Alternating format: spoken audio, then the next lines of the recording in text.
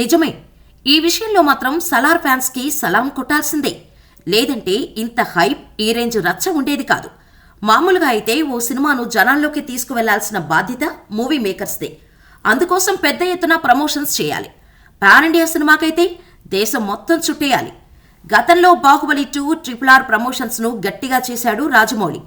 తన హీరోలను వెంటపెట్టుకుని దేశమంతా తిరిగాడు. కానీ సలార్ వ్యవహారం మాత్రం రివర్స్లో ఉంది.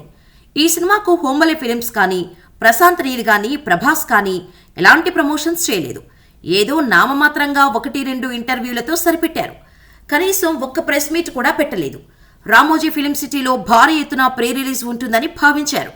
అది కూడా చేయలేదు. పట్టుమని సినిమా రిలీజ్కు మరో 10 రోజులు ఉందనగా జస్ట్ ట్రైలర్స్, 2 సాంగ్స్ మాత్రమే రిలీజ్ చేశారు. కానీ అనౌన్స్మెంట్ నుంచే సలార్పై భారీ హైప్ క్రియేట్ అయింది. సినిమా ఎన్నిసార్లు వాయిదా పడ్డా కూడా ఫ్యాన్స్ డిసప్పాయింట్ అవ్వలేదు.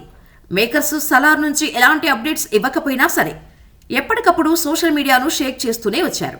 ఇక అఫీషియల్ అప్డేట్ బయటకొచ్చినప్పుడు సలార్ను నేషనల్ వైడ్ ట్రెండ్ చేశారు.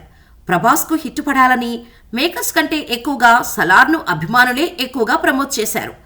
ఇక సినిమాకు హిట్ టాక్ రావటంతో ఒక్కసారిగా అంతా సోషల్ మీడియాపై పడిపోయారు. 1 గంట షో నుంచి సలార్పై భారీ పాజిటివ్ హైప్ క్రియేట్ చేశారు. దీనికి తోడు మౌత్ టాక్ బాగుంది కాబట్టి 3 రోజుల్లో 400 కోట్లు, 5 రోజుల్లో 500 కోట్లు రాబట్టింది సలార్.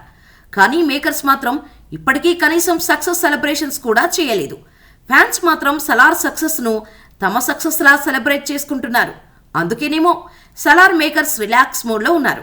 సలార్ క్రేజ్, ప్రభాస్ ఫ్యాన్స్ ఆకలి వాళ్లకు భారీ హైప్ ఇచ్చింది.